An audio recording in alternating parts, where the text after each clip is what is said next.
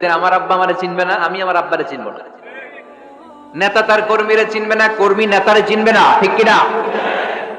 পীর সাহেব মুরিদরে চিনবে না, মুরিদ পীর সাহেবরে চিনবে না। স্বামী তার স্ত্রীরে চিনবে না, স্ত্রী তার স্বামীরে চিনবে না। নবী থেকে শুরু করে, ওলি থেকে শুরু করে, শহীদ থেকে শুরু করে সবার মুখে একটাই জিকির, ইয়া নাফসি ইয়া নাফসি ইয়া নাফসি। আকাশের সূর্যটা যেদিন মাথার কাছে চলে আসবে, জমিনটা তামার জমিন হয়ে যাবে। সূর্যের তাপে মাথার মগজগুলো ভাতের মাড়ের মতো গলে গলে নাকের ছিদ্র কানের ছিদ্র দিয়ে টপ টপ করে বেয়ে বেয়ে নিচে পড়বে।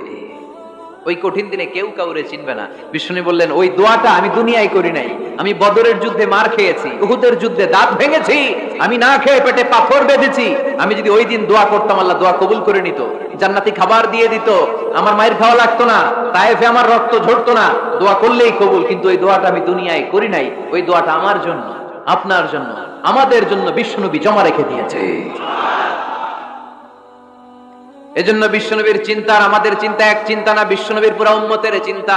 কিয়ামত পর্যন্ত যত মানুষ আসবে সবাই আমার উম্মত, না জানি তাদের নসিবে কি হয়ে যায়। এই চিন্তার বোঝা বিশ্বনবীকে কাবু করে ফেলেছিল। আল্লাহ বললেন, নবী নো টেনশন, কোনো টেনশন নাই। আপনার এই চিন্তার বোঝাকে আপনার পিঠ থেকে আমি আল্লাহ নিজ দায়িত্বে সরিয়ে নিলাম। এজন্য আল্লাহ বললেন, আলাম নাশরাহ লাকা সাদরাকা ওয়া ওয়াদা'না আনকা বিজরাক আল্লাযী আনকাদা যাহরাক। যেই চিন্তার বোঝা আপনাকে কষ্ট দেয়, যেই চিন্তার বোঝা আপনারে পেরেশান করে তোলে, আপনার পিঠ থেকে ওই চিন্তার বোঝা নবী আমি সরিয়ে নিলাম। কি দিয়ে সরিয়ে নিল? কোরআনের আলো দিয়ে। আওয়াজ করে বলতে হবে, কি দিয়ে? বিশ্বনবী মক্কায় দেখতেন মূর্তির পূজা হয়, আল্লাহর ঘরের ভিতরে 360টা মূর্তির পূজা। বিশ্বনবী দেখতে পেলেন দুর্বলের উপরে সবলের অত্যাচার। বিশ্বনবী দেখতে পেলেন নারীদেরকে অত্যাচার করা হয়। কন্যা সন্তান হলে বাবা তার মেয়েটাকে নিয়ে জঙ্গলের ভেতরে ঢুকে কিংবা মরুভূমির ভেতরে যে জীবিত দাফন করে দেয়। ওয়াইদাল মাউউদাতু সুইলাত ওয়াদুল বানাত। বিশ্বনবী এগুলো দেখতেন চারপাশে। দেখে এই পথহারা জাতিকে কিভাবে উদ্ধার করবেন, কি দিয়ে উদ্ধার করা যায়, এই টেনশনে বিশ্বনবীর পিঠ বাঁকা হয়ে গিয়েছিল। উপমা বাঁকা হয়ে গিয়েছিল। বিশ্বনবী সব সময় পেরেশান থাকতেন। আল্লাহ বললেন, নবী টেনশনের দরকার নাই। হেরা গুহায় এমন একটা নূরের আলো দিয়ে আমি আপনারে আলোকিত করব, যার মাধ্যমে সব পেরেশানি দূর হয়ে যাবে। আলাম নাশরাহ লাকা সাদরাকা ওয়া ওয়াদা'না আনকা বিজরাক আল্লাযী আনকাদা যাহরাক। আপনাকে পেরেশান বানিয়ে দেয় এরকম সব চিন্তার বোঝা আমি আল্লাহ সরিয়ে নিলাম। সুবহানাল্লাহ। দুইটা নেয়ামত শুনলাম। এবার 3 নম্বরের নেয়ামত আল্লাহ বললেন, ওয়া রাফা'না লাকা যিকরাক। এই আয়াতটা মুখস্থ করতে হবে আজকে, আমার সাথে সাথে পড়েন, ওয়া রাফা'না লাকা যিকরাক। সবাই বলেন নাই, পড়েন, ওয়া রাফা'না লাকা যিকরাক ওয়া রাফা'না লাকা যিকরাক। নবী হে, আপনার সম্মানকে আমি আকাশচুম্বী করেছি। I have dignified your status high and high, the highest peak. আপনার মর্যাদা উঠাতে উঠাতে আকাশ বাতাস ছাপিয়ে, সাতাকাশ কাঁপিয়ে আরশের উপরে নিয়ে গিয়েছি। আপনার মর্যাদা আমার পরপরই, স্রষ্টার পরে পুরো সৃষ্টিকুলের উপরে বিশ্বনবীর মর্যাদা আছে না নাই? এজন্য আল্লাহ বললেন, ওয়া রাফা'না লাকা যিকরাক। ও নবী, আপনার মর্যাদা সম্মান আমি আকাশচুম্বী করেছি। আপনার সুনাম, সুখ্যাতি, মান, মর্যাদা আমি গোটা বিশ্বে ছড়াইয়া দেব। এই আয়াত যখন নাজিল হলো, কাফেররা হাসতে শুরু করলো। কাফেররা বলে, মোহাম্মদ বেটা বলে কি, ও জানে বাঁচবে কিনা ওইটাই তো সন্দেহ। আমরা যেই ষড়যন্ত্র পাকাচ্ছি, ও জানে বাঁচবে কিনা সে এটাই সন্দেহ। তার নাম গোটা বিশ্বে ছড়াবে কি করে আমরা দেখে নেব। আল্লাহ বলেন, তোরা আমার নবীর সুনাম সুখ্যাতি ছড়ানোর ব্যাপারে বাধা তৈরি করবি, তোরা আমার নবীর ব্যাপারে অপপ্রচার চালাবি, তোদের অপপ্রচারকেই আমি আমার নবীর প্রচার মাধ্যম বানিয়ে দেবো। তোরা করবি অপপ্রচার। এরকম অনেক সময় হয় না যে কেউ কেউ অপপ্রচার করে কারো বিরুদ্ধে, এটা তার জন্য প্রচার হয়ে যায়। কেউ অপপ্রচার চালায়, আল্লাহর মেহেরবানিতে ওইটা তার পাবলিসিটি হয়ে যায়। তার আলাদা করে প্রচার বিভাগের টিম তৈরি করা লাগে না, তার বিরোধীরাই তার প্রচার বিভাগের কাজে নেমে পড়ে। বিশ্বনবী বললেন, তোরা, আল্লাহ বললেন, তোরা আমার নবীর সুনাম সুখ্যাতিকে থামাবি, তোদের মাধ্যমে আমি বিশ্বনবীর সুনাম সুখ্যাতি গোটা বিশ্বে বুলন্দ করে দেব।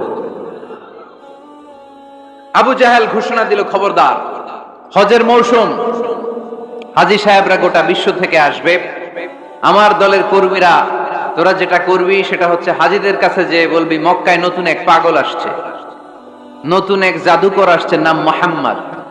নাউজুবিল্লাহ পড়বেন না? খবরদার হাজী সাহেবেরা, এই পাগলের কাছে যেও না।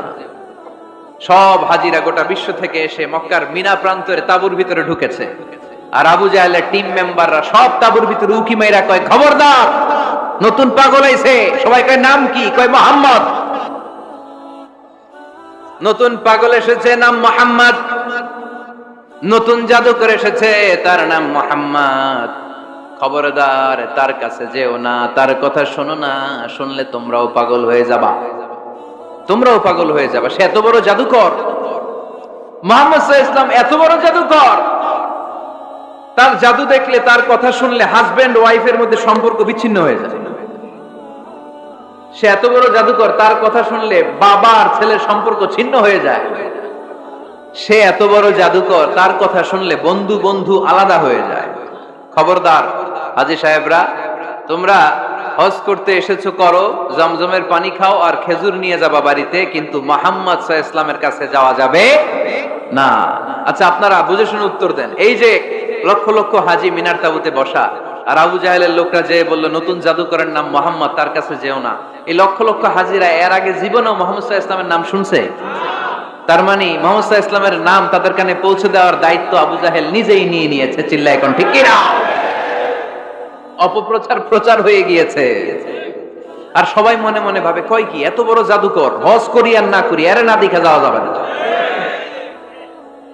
হজ তাড়াতাড়ি কোন রকম সাইরা এই জাদুকরের কাছে আগে যাব, দেখি কেমন জাদু দেখায়, দেখি কত বড় ম্যাজিশিয়ান, দেখি তো কত বড় পাগলের। কারণ আল ইনসানু হারিসুন আলা মা মুনিআ, মানুষকে যেটা নিষেধ করা হয় বেশি মানুষ এটা করতে চায়। যদি বলি ওদিকে যাবি না, ওর বাপের কিরা ওদিকে যাবে, ঠিক কি না? এটা আমাদের স্বভাব, আমাদের খাসলা, আমাদের বৈশিষ্ট্য। যেটা আমাদেরকে নিষেধ করা হয় বেশি ওটা করতে মন চায়। সব হাজীরা মনে মনে ভাবলো আমরা যাব যাব, তোরা যতই বলিস না কেন যাব যাব, হজের পরে অবশ্যই যাব। দেখা গেল হজের পরে বিশ্বনবী মুহাম্মদুর রাসূলুল্লাহ সাল্লাল্লাহু আলাইহি ওয়াসাল্লামের বাড়ির সামনে বিশাল বড় গ্যাদারিং শুরু হয়েছে। সবাই লাইন ধরে দেখা করতে গেছে। দেখা করতে যে বিশ্বনবীর চেহারা দেখে প্রথম নজরই সব পাগল। চাঁদের চেয়ে সুন্দর তুমি নবী আমার কামলিওয়ালা, চাঁদের চেয়ে সুন্দর তুমি নবী আমার কামলিওয়ালা, দু জাহানের বাদশাহ তুমি প্যারা নবী সাল্লাল্লাহু আলা, দু জাহানের বাদশাহ তুমি প্যারা নবী সাল্লাল্লাহু আলা, চাঁদের চেয়ে সুন্দর তুমি নবী আমার কামলিওয়ালা। সুবহানাল্লাহ পড়েন। এত সুন্দর চেহারা, বিষ্ণু ঈসা ইসলামের চেহারার মতো এরকম চেহারার মানুষ পৃথিবীতে আছে? দ্বিতীয়টা, অনেকে বলে সাইয়েদনা ইউসুফ আলাইহিস সালামের চেহারা নাকি বেশি সুন্দর। সুন্দর ঠিক, কিন্তু আমার নবীর চাইতে বেশি নয়। বিষ্ণু বলতেন আনা মালিহুন ওয়া আখি ইউসুফু সাবিহুন, আমার ভাই ইউসুফ হচ্ছে সাবিহ, সাবিহ মানে সাদা সুন্দর ধবধবে, আর আমি হচ্ছে মালিহ, মালিহ মানে এসেছে মিলহুন থেকে, মিলহুন মানে লবণ, মানে লাবণ্যময় সুন্দর। আমার ভাই ইউসুফ নবী সাদা সুন্দর, আমি লাবণ্যময় সুন্দর। কোনটার দাম বেশি? লাবণ্যময় সুন্দরের দাম বেশি। সাইয়েদনা ইউসুফ আলাইহিস সালামের চেহারা দেখে মিশরের মেয়েরা লেবু কাটতে যে বা কমলা কাটতে যে, আনার কাটতে, কমলা কাটতে যে আঙ্গুল কেটে ফেলেছিল। কোরআন তার সাক্ষী। ওয়া কাত্তা'না আইদিয়াহুন। আম্মা জান আয়েশা রাদিয়াল্লাহু তাআলা আনহা যখন এই ঘটনা শুনেছেন, তিনি মিশরের মেয়েদেরকে ডাক দিয়ে বলেছেন, ও মিশরের মেয়েরা, তোমরা ইউসুফ নবীর সৌন্দর্য দেখে লেবু কাটতে যে আঙ্গুল কেটেছো, আমার স্বামী প্যারা নবী মুহাম্মদ রাসূলুল্লাহর চেহারা যদি তোমরা দেখতা, তাহলে লেবু কাটতে যে আঙ্গুল নয়, কলিজাটা কেটে টুকরা টুকরা করে দিতা। আবার আম্মা জান আয়েশা বলতো, লাকুম শামসুন ওয়া লানা শামসুন, তোমাদের জন্য একটা সূর্য আছে, কিন্তু আমি আয়েশার জন্য আলাদা একটা সূর্য আছে। তোমাদের সূর্যটা প্রতিদিন সকালবেলা পূর্ব আকাশে উদিত হয়ে গোটা দুনিয়াটারে আলোকিত করে দেয়, আর আমার সূর্যটার নাম হলো মুহাম্মদ সাল্লাল্লাহু আলাইহি ওয়াসাল্লাম। মসজিদে নববীতে এশার নামাজের পরে আমার সূর্যটা আমার ঘরে উদিত হয়। তোমাদের সূর্য সকালবেলা পূর্ব আকাশে উঠে গোটা দুনিয়াটারে আলোকিত করে, আমার সূর্য মুহাম্মদ এশার নামাজের পরে আমার ঘরের ভেতরে যখন উকি দেয় আমার পুরো ঘরটারে আলোকিত করে দেয় কে? এত সুন্দর চেহারা ছিল, ওনার চেহারার নূর দিয়ে হারানো সুই খুঁজে পেয়েছে বিশ্বনবীর স্ত্রীরা। চিল্লায় কোন আল্লাহু আকবার। বিশ্বনবীর চেহারার সৌন্দর্যের সাথে কারো সৌন্দর্যের কোনো মিল হবে? No comparison with our beloved prophet Muhammad sallallahu alayhi wasallam. Whether it's the fitness, whether it's the appearance, whether it's the status, no comparison with our prophet. এটা ফিটনেসের দিক থেকে হোক, এটা চেহারার সৌন্দর্যের দিক থেকে হোক, এটা কণ্ঠস্বরের ঝংকারের দিক থেকে হোক, সম্মান আর মর্যাদার দিক থেকে হোক, আমার নবীর সম্মানের ধারে কাছেও সম্মান পৃথিবীর কারো হতে পারে না। চিল্লায় বলেন ঠিক কি না? এজন্য আল্লাহ বললেন ওয়ারাফা'না লাকা যিকরাক, নবী আপনার সম্মান বাড়াতে বাড়াতে আমি আকাশচুম্বী করেছি। লোকজন সব যে বিশ্বনবীর দরবারে লাইন ধরেছে, হাজিরা সব বিশ্বনবীর কাছে যে চেহারা দেখেই কুপকার, বাকি জিনিস তো পরে। অনেকে আছে না, চেহারা দেখলেই মানুষ পাগল হয়ে যায়, আছে না নাই? চেহারা দেখেই পাগল, চেহারা দেখেই পাগল। তারপর তারা মিলাতে লাগলো। মিনার তাবুতে আবু জাহেলের কর্মীরা ঘোষণা দিয়েছিল এলাকায় মুহাম্মদ নামে পাগল এসেছে। তারা মিলায়ে দেখে না, এই মহামানব কোনোদিন পাগল হতে পারে না, কারণ পাগলের চুলগুলো থাকে উস্কো খুস্কো, ঠিক কিনা? আমার নবী সাল্লাল্লাহু আলাইহি ওয়াসাল্লামের চুল উস্কো খুস্কো ছিল? কত সুন্দর চুল আঁচড়ে রাখতেন, জাইতুনের তেল দিতেন, আতর ঢেলে মাথার শীতের মধ্যে ঢেলে দিতেন, কপাল বেয়ে বেয়ে পড়তো, আর যেখানে সেজদা দিতেন সেজদার জায়গা আতরের ঘ্রাণে আমোদ হয়ে যেত। হাতের তালুতে পারফিউম মাখতেন, আর মানুষের সাথে মুসাফা করলে যার সাথে মুসাফা তার হাতের সাথে নবীর ব্যবহৃত পারফিউমের ঘ্রাণ ছুটে যেত। এত পরিচ্ছন্ন ছিল তারা। বিশ্বনবীর বক্তব্যের মিল খুঁজে পায় না। তারা বলে না, এই লোক কখনো পাগল হতে পারে না। পাগলের চুল থাকে উস্কো খুস্কো, জামা থাকে ছিঁড়া ফাড়া, গায়ের মধ্যে থাকে ময়লা। পাগল কখনো দাঁত মাজে না, কিন্তু বিশ্বনবীর মুচকি হাসির ফাঁক দিয়ে দাঁতের দিকে তাকালে মানুষগুলো সব পাগল হয়ে যায়। স্মাইল দিতেন বিশ্বনবী, স্মাইল, মুচকি হাসি, তাবাসসুম। বিশ্বনবীর মুচকি হাসি দেখলে মানুষ পাগল হয়ে যেত, পাগল পাড়া হয়ে যেত। তারা বলে না না, এই মহামানব তো কখনো পাগল হতে পারে না। আবার মিলাতে লাগলো। আবু জাহেলের কর্মীরা বলেছিল এটা নাকি বড় জাদুকর, কিন্তু তারা বলে না না, এই অসাধারণ লোকটা জাদুকর হতে পারে না, সে তো কোনো মন্ত্র পড়ে না। জাদু করার জন্য মন্ত্র পড়ার দরকার আছে না নাই? বিশ্বনবী কি মন্ত্র পড়তো? বিশ্বনবী কি পড়ে শোনাতো? চিল্লায় বলেন, কি পড়ে শোনাতো? কোরআন শোনাতো। এত সুন্দর কণ্ঠ ছিল বিশ্বনবীর, পাগল হয়ে যেত মানুষ শুনতে শুনতে, পাগল পাড়া হয়ে যেত, বিমুগ্ধ হয়ে যেত। তারা সবাই বলতে আরম্ভ করলো, আবু জাহেল তুমি মিথ্যাবাদী, তবে তোমাকে ধন্যবাদ এরকম একটা মানুষের সাথে পরিচয় করিয়ে দেওয়ার জন্য। সুবহানাল্লাহ কইলেন না?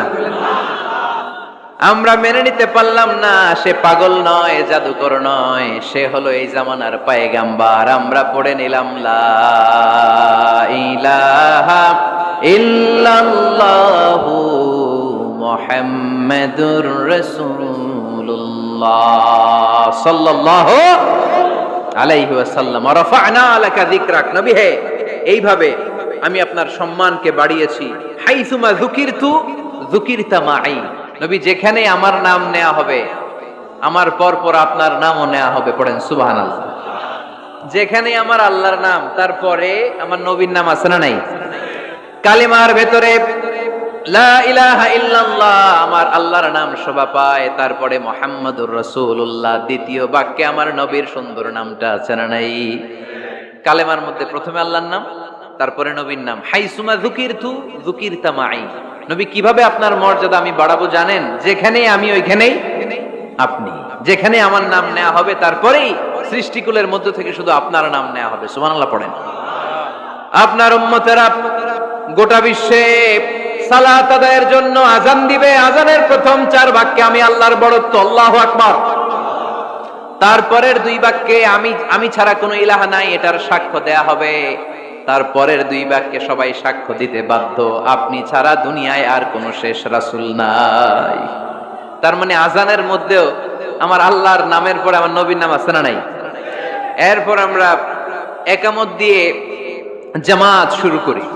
এই জামাতের আগে যে একামতটা দেই, এই একামতেও আল্লাহর নামের পরে আমার নবীর নামটা আছে না নাই?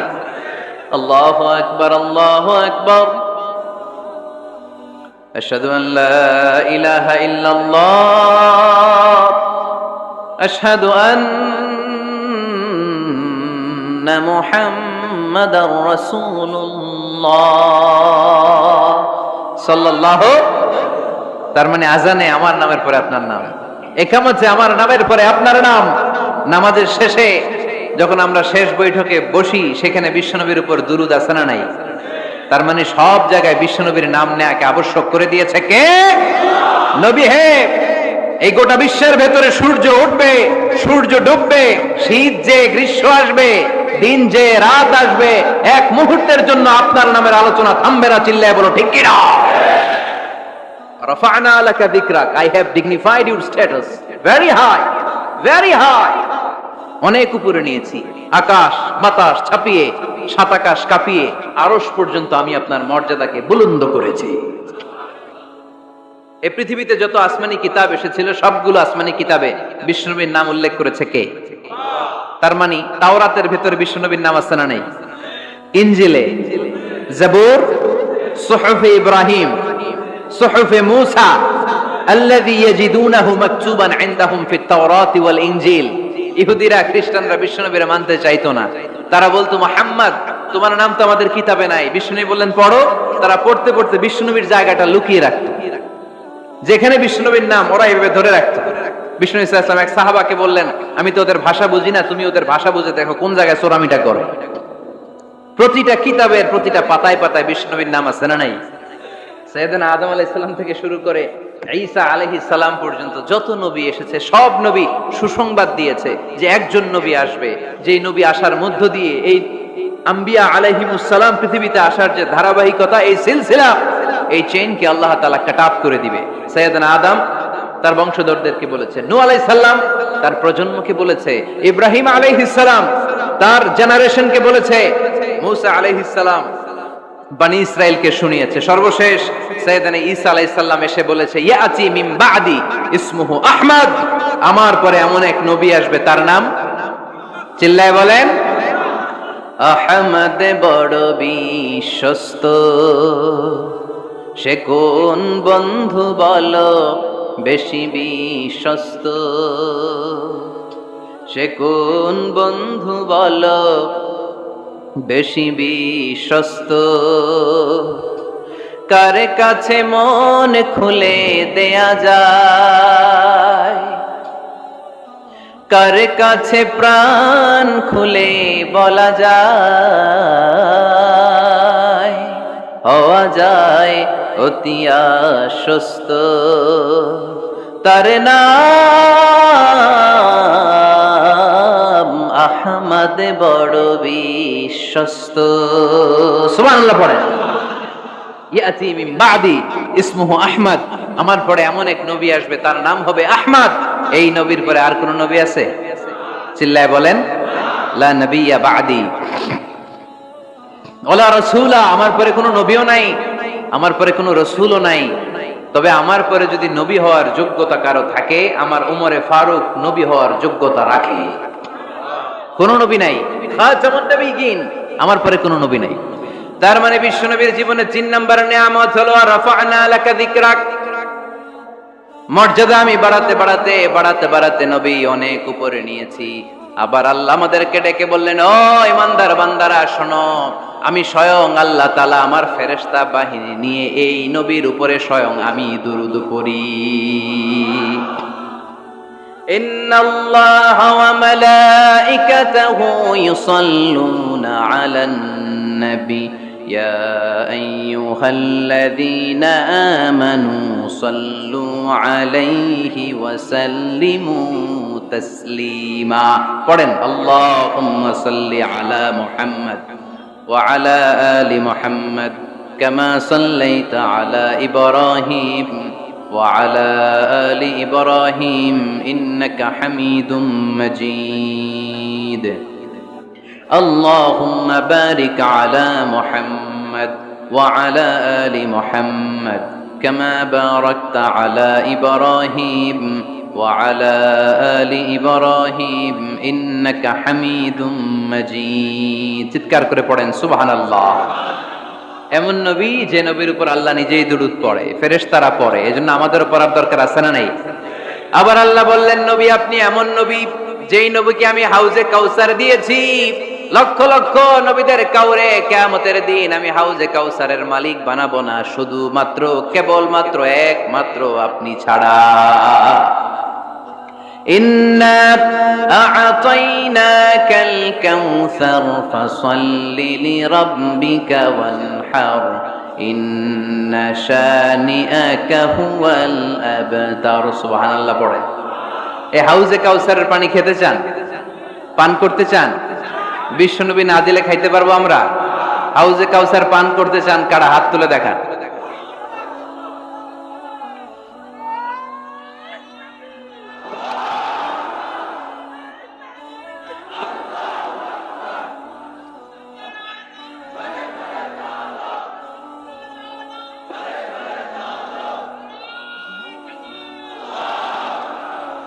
আহলা মিনাল আসাল, হাউজে কাউসারের পানি মধুর চেয়েও মিষ্টি। আবরাদু মিনাস সাল, বরফের চাইতেও ঠান্ডা। আবিয়াদু মিনাল লাবান, দুধের চাইতেও সাদা। মান শারিবা মিনহা শারবাতান লাম ইয়াজমা আবাদা, এক ঢোক হাউজে কাউসারের পানি যে খাবে চিরকালের জন্য তার গলার তৃষ্ণা মিটে যাবে।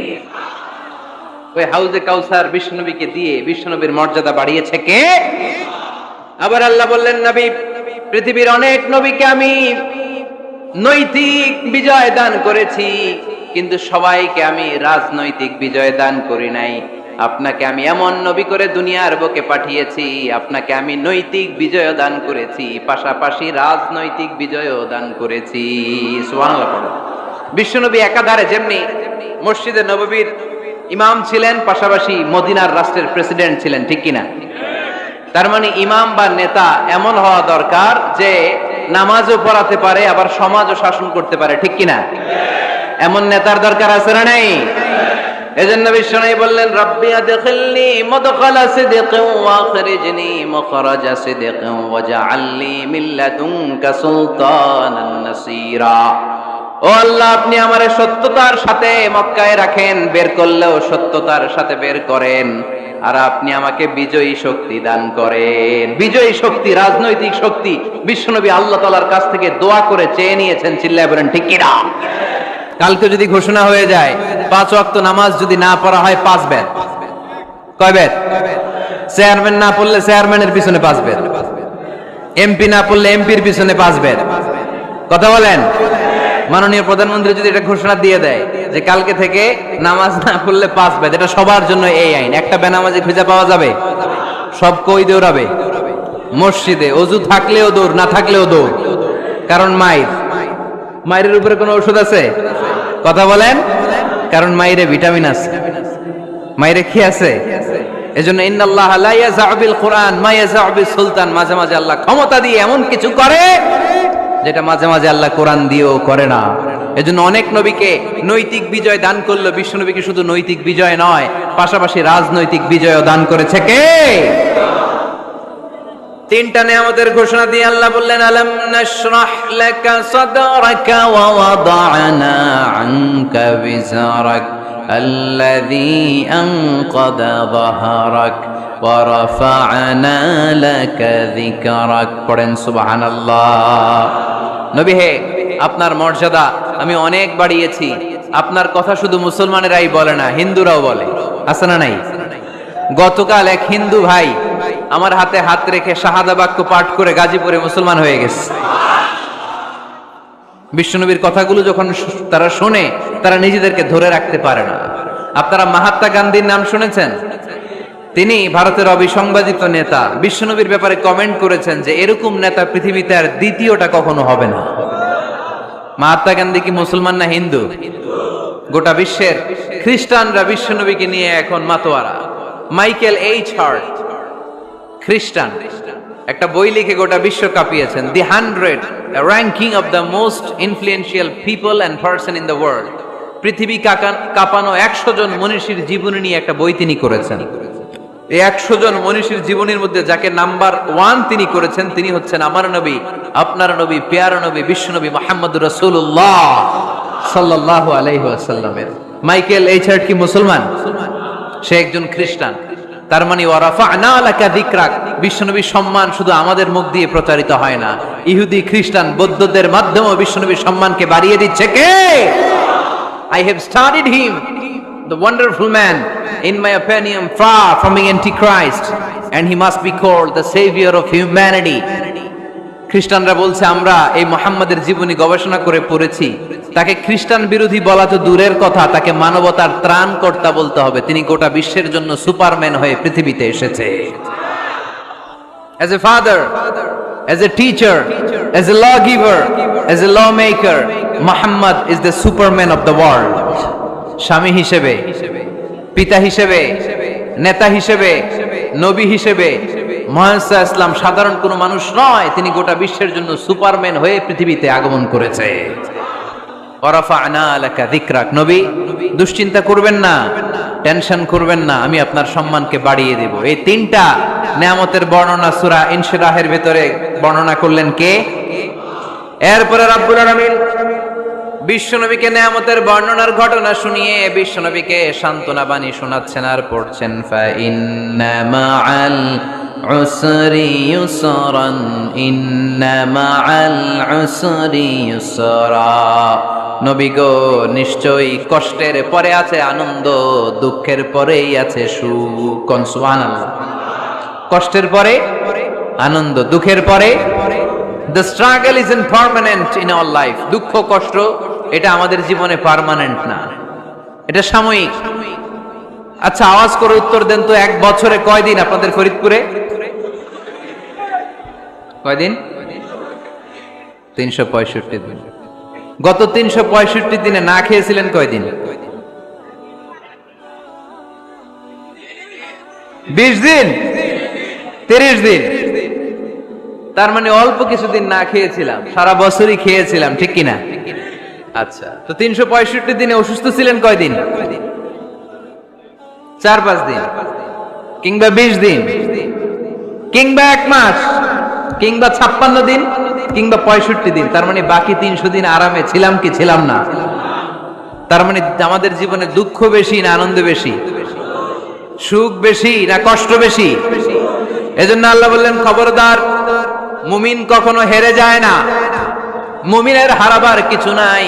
মুমিনের জীবনে যদি আনন্দ আসে, মুমিন শুকরিয়া করে, শুকরিয়া করলে সওয়াব আছে না নাই? আর মুমিনের জীবনে যদি দুঃখ আসে, মুমিন সবর করে, ধৈর্য ধরে, ধৈর্যেও সওয়াব আছে না নাই? তাহলে আমাদের সব দিক দিয়েই চলা, আনন্দের দিনগুলোতে শুকরিয়া করব, আর দুঃখের দিনগুলোতে ধৈর্য ধরব, দুইটার মধ্যে সওয়াব আছে না নাই? এজন্য বিশ্বনবী বললেন, আজাবান লি আমরিল মুমিন, মুমিনের বিষয়টা খুবই আশ্চর্যের।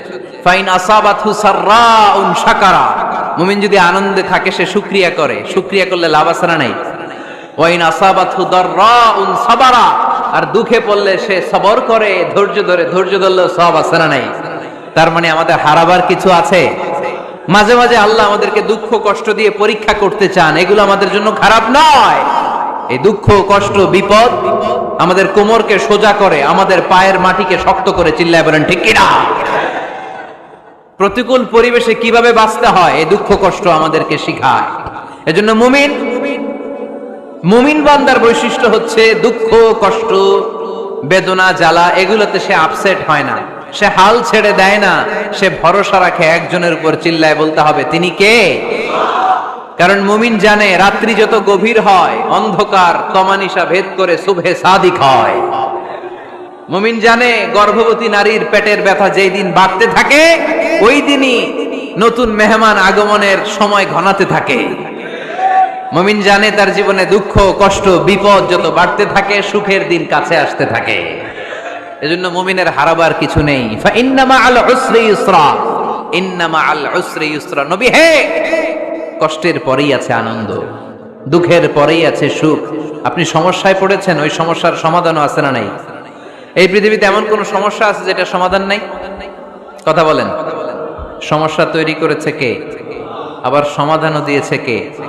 আল্লাহ doesn't create a lock without its key. Allah কখনো চাবি না বানাইয়া ওইটার তালা বানায় নাই। কথা কন। তালাও যেহেতু আছে, ওই তালার চাবিও বানিয়েছে কে?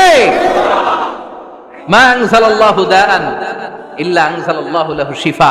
আল্লাহ দুনিয়ায় এমন কোন রোগ পাঠায় নাই যেই রোগের ঔষধ বানায় নাই, এমন কোন রোগ নাজিল করে নাই যেই রোগের কোন চিকিৎসা বানায় নাই, হয়তো সেটা আবিষ্কার হয় নাই। অনেকে ক্যান্সারের কথা বলতে পারেন যে হুজুর ক্যান্সার এমন রোগ, এই ক্যান্সার তার নাই কোনো অ্যানসার, কিন্তু বিজ্ঞানীরা বলতেছে এটারও অ্যানসার আবিষ্কৃত হচ্ছে। সুবহানাল্লাহ কইবেন না? কিছু কিছু ক্ষেত্রে হয়েও গিয়েছে। এজন্য দুঃখের পরেই আছে সুখ, কষ্টের পরেই আছে আনন্দ। এই দুনিয়াটাই এরকম, কষ্টের পরই আনন্দ। দেখবেন তারাবির নামাজ 20 রাকাত পড়তে কষ্ট লাগে না? কোমরে ব্যথা, হাঁটুতে ব্যথা, কিন্তু 20টা রাকাত যখন শেষ করে মসজিদ থেকে বের হই, একটা আনন্দ আছে না নাই?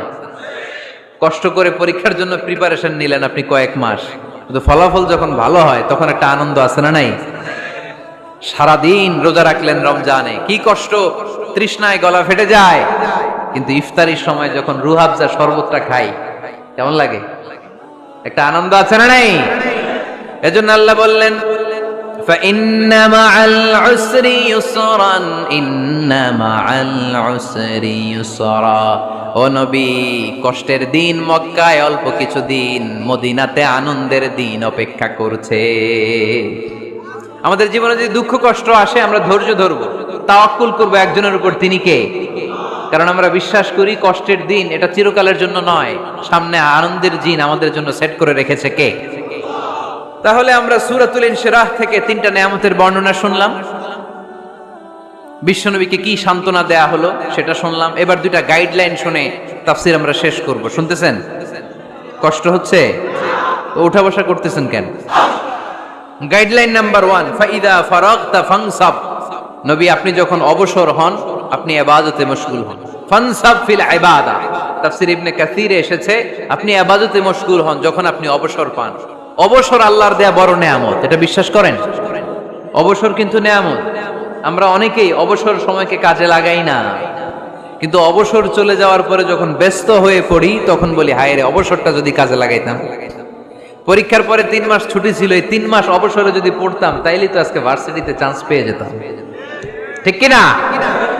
এজন্য বিশ্বনবীর আল্লাহ বললেন নবী فَإِذَا فَرَغْتَ فَانصَبْ وَإِلَى رَبِّكَ فَارْغَب। মাদানী জীবনে, মাক্কি জীবনে, দাওয়াতি কার্যক্রমের পরে, রাষ্ট্রীয় কার্যক্রমের পরে যখনই আপনি অবসর পাবেন তখনই আপনি ইবাদত করেন, তখনই বেশি বেশি আল্লাহর কাছে দোয়া করেন। দোয়াটা খুব শক্তিশালী, কিন্তু আমরা অনেকে জানি না কি করে দোয়া করতে হয়। সিনসিয়ার দোয়া ইজ লাইক এ মিসাইল। আপনারা প্রায় পত্রিকায় শুনবেন আমেরিকা অমুক দেশে মিসাইল হামলা করেছে, শুনছেন? মিসাইল হামলা এমন হামলা, কত সেন্টিমিটার বেগে যে কোন জায়গায় অ্যাটাক করবে, যেখানে মারার কথা ওখানে পড়বে। ঠিক দোয়াটা হচ্ছে মিসাইলের মতো। আপনি যদি দোয়ার মতো দোয়া করতে জানেন, ওই দোয়াটাও জায়গা মতো যে ভেদ করবে। চিল্লা এখন ঠিক কিনা? কিন্তু আমরা দোয়া করতে জানি না, কি করে দোয়া করতে হয় এটা জানি না। বিশ্বনবীকে আল্লাহ বললেন নবী ফাইদা ফারাগতা ফানসাব, যখন আপনি অবসর হবেন তখন আপনি দোয়া করেন, আল্লাহর কাছে চান। বেশি বেশি চাইলে খুশি হয় কে? তার মানে প্রথম ঘোষণা হলো ফাইদা ফারাগতা ফানসাব। ফানসাব প্রথম নির্দেশনা হলো নবী যখনই আপনি অবসর পাবেন ইবাদত করবেন এবং দোয়া করবেন, বেশি বেশি আল্লাহর কাছে চাইবেন। 2 নাম্বার দিক নির্দেশনা হলো ওয়াইলা রব্বিকা ফারগাব, সব সময় আপনি আপনার আল্লাহর দিকে মনোনিবেশ করবেন। বিপদে পড়লে ডাকবো কারে? আমাদের অসুস্থতাকে সুস্থতায় পরিণত করে দিতে পারে কে? চাকরির জন্য পাগল পারা, চাকরি নাই, চাকরির ব্যবস্থা করে দিতে পারে কে? বিদেশে যেতে মনে চায়, পাসপোর্ট দিয়ে রেখেছি, ভিসা নাই, ভিসা লাগাই দিতে পারে কে? কিন্তু আমরা দুঃখ কষ্ট বেদনা কিছু একটা হইলেই সবার আগে আল্লাহরে শেয়ার করার আগে ফেসবুকে শেয়ার মেরে দিই। আছে না নাই? আপনাদের ফেসবুকে অ্যাকাউন্ট আছে নাকি? কার কার আছে দেখি?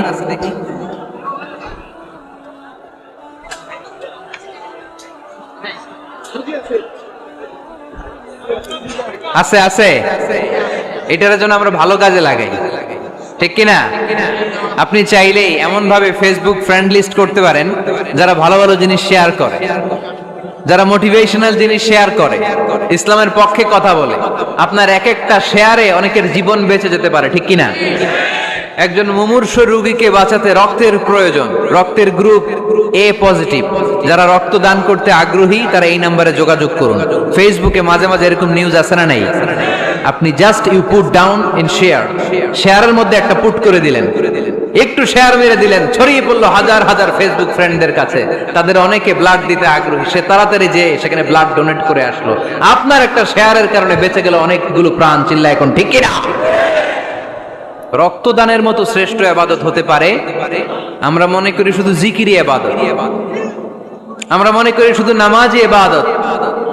রক্তদান, এক ব্যাগ রক্ত থেকে অনেক মানুষকে বাঁচানো যায়। এর মধ্যে আছে হিমোগ্লোবিন, এর মধ্যে আছে প্লাটিলেট, আছে প্লাজমা। রক্তে একটা উপাদান আছে প্লাজমা, নাম শুনছেন? আগুনে পোড়া রোগীকে বাঁচাতে এই প্লাজমা লাগে।